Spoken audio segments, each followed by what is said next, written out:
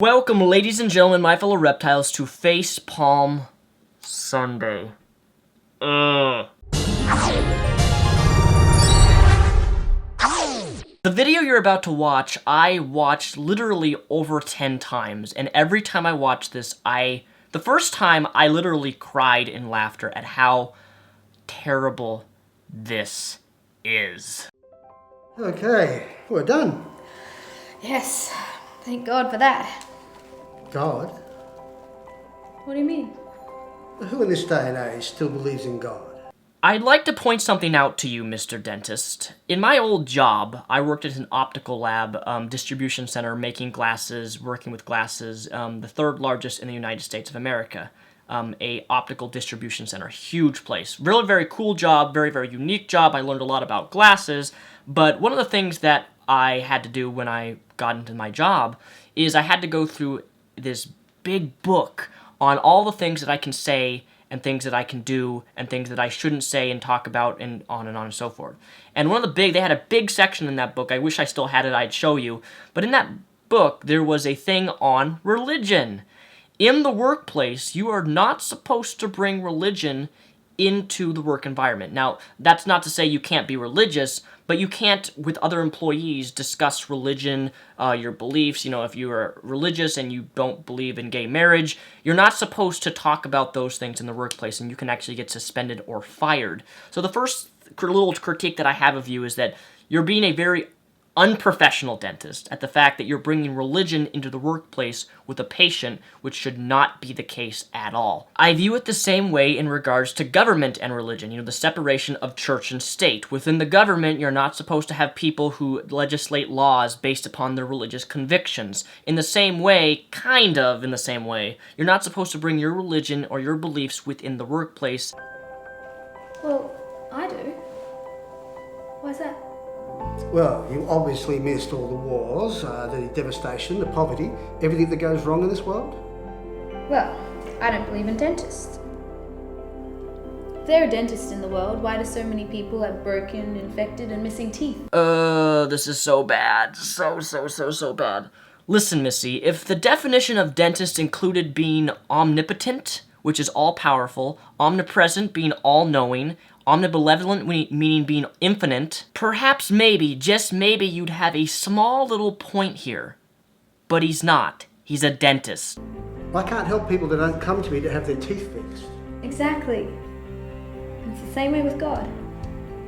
It's a bit rich for us to expect God to help people who don't come to Him, and instead insist on doing things their own way. And how am I meant to come to God? Just talk to Him. He's listening.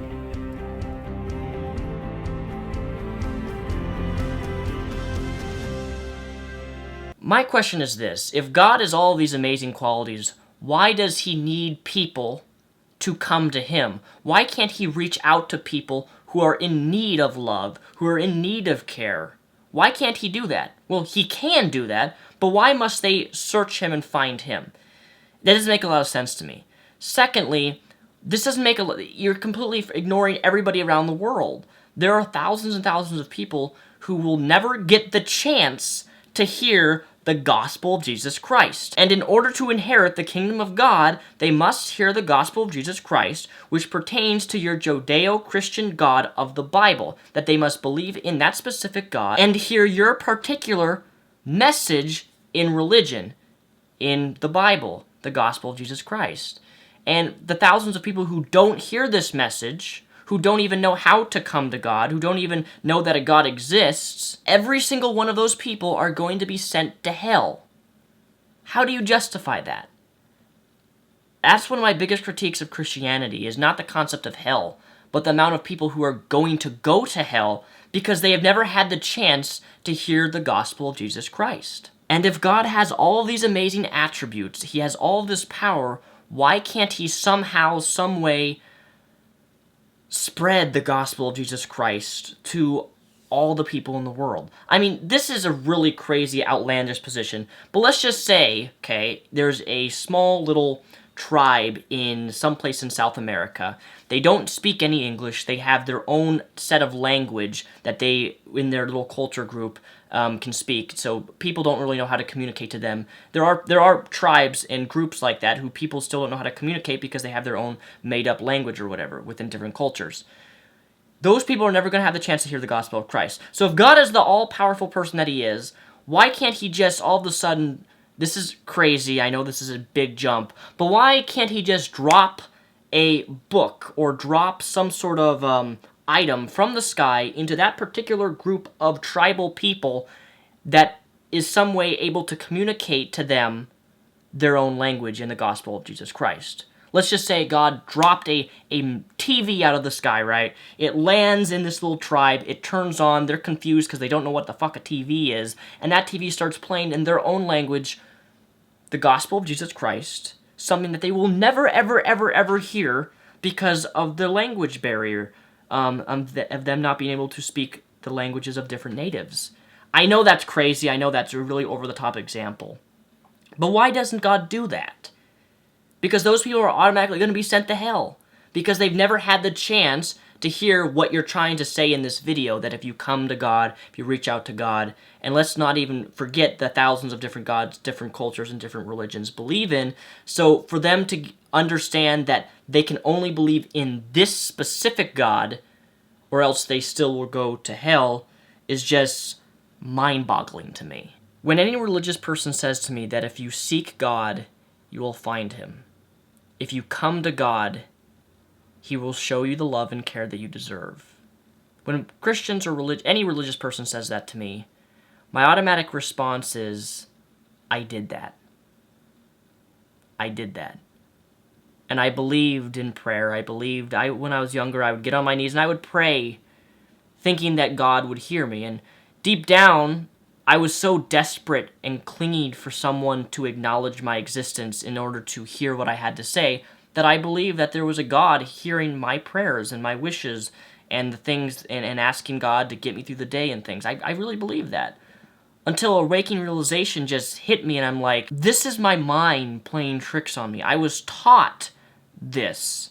I've never actually thought about why I'm getting on the ground to pray to something that I've never seen any evidence for. Much less he's all these wonderful qualities of love and these things, but I've never felt him. I've never felt his presence. And that's when I started looking at the Bible in more in depth and studying biblical hermeneutics, studying Arabic and Hebrew, trying to get the proper scriptural interpretations of certain passages where God slaughters millions of people. And then it just hit me one day. Why am I believing in this stuff? If God is really who he says he is, we humans should not have to seek to find him. He should be able to reveal himself in some way and show himself in some way that people like me, who is a skeptic, can see that God is real.